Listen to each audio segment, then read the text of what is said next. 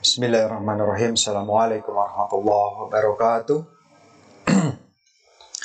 Alhamdulillahirrabbilalamin. Puji dan syukur mari kita persembahkan kehadiratillahirabbi Rabbi Allah Azza wa Jalla, Allah yang Maha Kuasa, yang Maha Rahman, Maha Rahim, yang telah membangkitkan kita dari mati sejenak, dan itu merupakan suatu kenikmatan dan anugerah serta karunia yang luar biasa yang Allah telah berikan kepada kita semua. Hadirin rahimakumullah, jemaah Masjid Al-Fat. Kenapa seperti itu? Karena Allah Subhanahu wa taala pada beberapa jam yang lalu telah memberikan tarbiyah kepada kita dengan mematikan kita, dan Allah berikan kenikmatan yang besar, yaitu Allah tidak memperpanjang kematian kita sehingga kita pindah alam, tetapi Allah bangunkan kita dengan nikmat yang luar biasa. Tentunya ini patut kita syukuri, sehingga Allah akan memberikan keberkahan di usia kita pada hari ini, sehingga usia kita, umur kita yang akan kita jalani pada hari ini mudah-mudahan menjadi berkah buat kehidupan kita di dunia dan akhirat. Amin ya rabbal alamin. Salawat serta salam seperti biasa dan selalu senantiasa tercurah limpah untuk Nabi kita tercinta Nabi Muhammad SAW, kepada keluarganya, sahabat-sahabat tabi'in, dan insya Allah juga kita semoga mendapatkan syafaat nanti di yaumil akhir. Amin ya rabbal alamin. Hadirin rahimakumullah, kullu nafsin dha'iqatul maut. Semua yang bernyawa pasti akan mengalami kematian akan maut.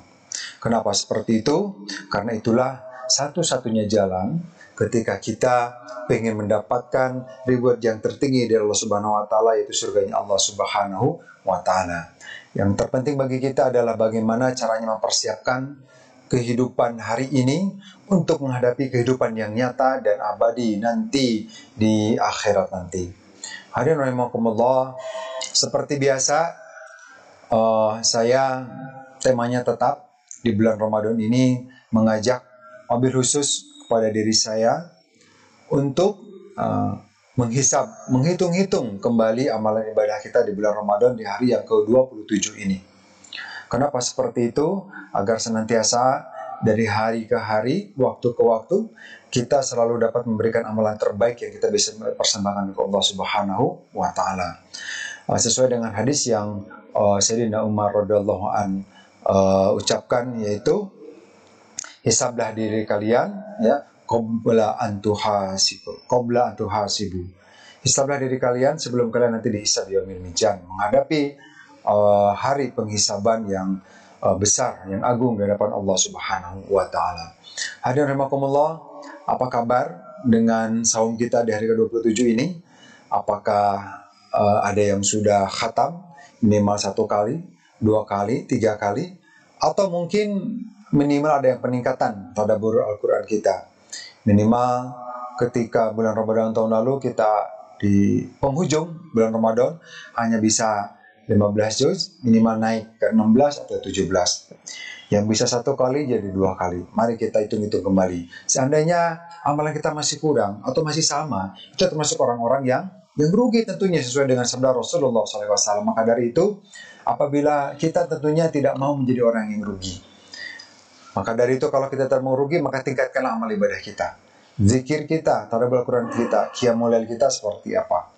Dan rahimakumullah, terkait dengan saum di hari yang ke-27 ini, saya ingin mengingatkan bahwa pantaslah Rasulullah SAW bersabda bahwa sumu tasihu, saumlah kamu, niscaya kamu akan sehat. Ini luar biasa. Bagaimana seorang ilmuwan Jepang ini pernah melakukan penelitian bahwa saum ini merupakan salah satu media cuci darah yang alami, yang luar biasa, yang bisa mereproduksi darah kita, sehingga ketika kita selesai saum, tidak sekedar ruhaniah kita saja yang akan mendapatkan suatu kebangkitan yang luar biasa, tetapi juga fisik kita akan mendapatkan manfaat yang luar biasa. Bulan Ramadan ini, ketika kita diperintahkan untuk saum, tidak sekedar menjadi tarbiyah ruhaniah, tetapi juga menjadi tarbiyah jasadiyah. Kenapa seperti itu? Bagaimana ketika Rasulullah SAW, Allah Subhanahu wa taala telah menitipkan pesan kepada Rasulullah jauh-jauh hari 1441 tahun yang lalu, bahwa sumu tasihu, saum kalian. Saum, niscaya kalian akan sehat. Jadi seyogyanya kita sebagai umat Rasulullah SAW, ketika saum ini tidak sekedar ruhaniah saja yang meningkat, tetapi seyogyanya sebagai umat muslim yang benar dalam menjalankan ibadah saum ini, efek atau manfaat dari kesehatan jasad dia juga harus kita dapatkan. Kenapa seperti itu? Allah Subhanahu wa taala telah memberikan pesan kepada Rasulullah seperti itu. Yang kedua, Allah Subhanahu wa taala juga telah membuat suatu pola. Ternyata untuk mendapatkan kesehatan jasad dia, bukan makanan yang kita atur, tetapi adalah pola dalam berkonsumsi, pola dalam memenuhi kebutuhan jasad dia kita. Seperti apa? Bagaimana di bulan Ramadan? Itu Allah Subhanahu wa taala memberikan pola makan yang baik, yaitu ya sehari 2 kali, gitu. Kamu tuh makan maghrib ya dan makan sahur. Dan Allah Subhanahu wa taala melalui sabda Rasulullah SAW, ya, salah satu yang paling utama, ya, yang paling utama dalam menterbiah atau memperbaiki jasad kita adalah dalam hal berkonsumsi, yaitu di pagi hari atau dimakan sahur. Kenapa? Karena ada penekanan tasahur fa inna fi sahuri barokatan. Dan rahmatullah, yang namanya konsep berkah dalam Islam itu adalah ziyadatul khair. Artinya, ketika suatu amalan dilakukan dengan benar sesuai dengan apa yang Rasulullah SAW sampaikan, dan kita mencontoh apa yang Rasulullah lakukan, maka akan pasti mendapatkan 2 manfaat yang akan kita dapat. Pertama, manfaat dunia, yang kedua manfaat akhirat. Begitu juga makan sahur. Ketika kita melakukan makan sahur, ya, maka kita akan mendapatkan kebaikan terhadap jasmani kita. Dari sisi rohaniah juga itu akan mendapatkan pahala. Karena kenapa? Karena kita telah melakukan apa yang Rasulullah contohkan. Dan Allah Subhanahu wa taala menekankan melalui hadis yang sahih, tasahur fa inna fi sahuri barokatan. Itu yang pertama, Allah. Yang kedua, bagaimana Rasulullah SAW melalui hadis itu, beberapa hadis yang sahih itu, Rasulullah itu makan ketika dia merasa lapar, menunggu lapar dulu. Dan dia berhenti sebelum kenyang, gitu.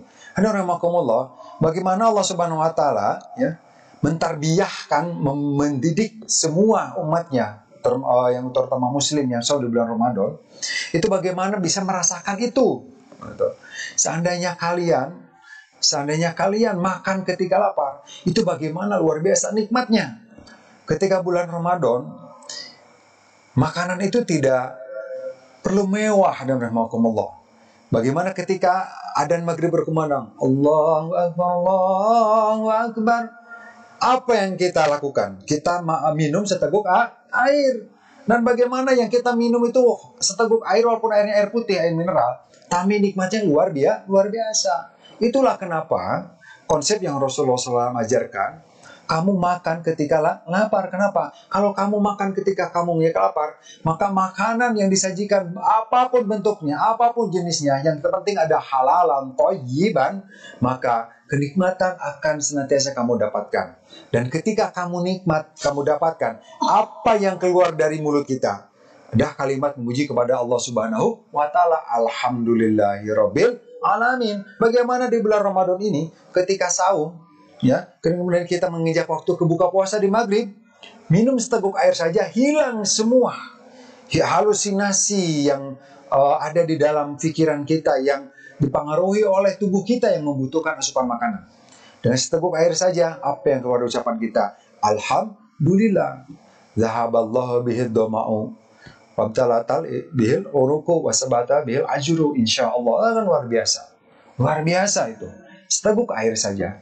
Begitu juga di luar bulan Ramadan, seyaknya sifat-sifat yang Allah tarbiyahkan kepada kita di bulan Ramadan, maka sebenarnya itu dibawalah oleh kita seharusnya keluar bulan Ramadan. Kenapa? Karena pasti manfaatnya akan kita dapatkan dunia dan akhirat. Kesehatan umat Islam itu, ya, itu zaman dulu terjadi karena pola makan yang teratur.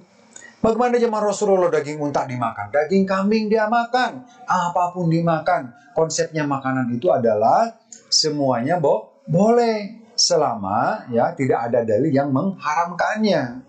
Jadi ketika ada suatu penyakit yang datang kepada diri kita, bukan makanan yang salah, tapi ternyata adalah pola yang kita lakukan adalah salah, keliru. Rasulullah itu berhenti makan ketika dia kenyang. Kalau kita, Masya Allah ya, ketika mendapatkan suatu makanan yang lezat ya, makannya liwet, tambah pete atau jengkol ya, tambah daging ayam, sambal alam ya, satu kali nikmat nih. Apa yang terjadi? Nambah atau berhenti? Nambah. Dan coba kita rasakan, coba kita tafakuri ketika kita makan sudah satu piring nikmat, ketika nambah coba rasakan, jujur saja. Apakah kenikmatan itu bertambah? Tidak, hadirin rahimakumullah. Tapi yang terjadi apa? Allah akan berikan siksaan kepada kita atas apa yang telah kita lakukan. Badan sakit, perut sakit. Ya, tubuh kita tidak siap untuk mencerna makanan yang berlebihan. Ya, yang berlebihan. Sehingga apa yang terjadi? Makanan yang sisa dalam tubuh kita yang tidak tercerna, maka itu akan menjadi suatu unsur mengganggu metabolisme tubuh kita. Ada yang jadi asam urat, kolesterol, trigliserin, ya, mengganggu pompaan jantung, penyakit jantung, ya, kemudian mengganggu sirkulasi darah, akhirnya punya penyakit darah tinggi, stroke dan sebagainya. Ternyata apa yang terjadi dengan tubuh kita, yang salah itu bukan makanan, tetapi diri kita sendirilah yang selalu menuruti hawa nafsu kita. Ya, Allah Subhanahu wa taala berfirman banyak dalam banyak ayat dalam Al-Qur'an sudah menekankan dan memberitahu kepada kita, innallaha la yuhibbul mu'tadin. Allah itu tidak suka kepada hal yang berlebihan. Makanan itu halal awalnya, selama makanan itu halalan thayyiban yang baik. Tetapi ketika makanan itu kita konsumsi dalam bentuk berlebihan, maka itu akan menjadi kemudorotan. Makanya kata Allah Subhanahu wa taala dalam Al-Qur'an itu, janganlah kamu menyiksa dirimu sendiri dengan makanan yang telah kau konsumsi. Seperti apa? Bukan makanannya yang salah. Nasi itu halal dan bagus. Tetapi ketika kau memakan nasi itu dalam jumlah yang berlebihan, maka itu akan menjadi kemudorotan bagi dirimu.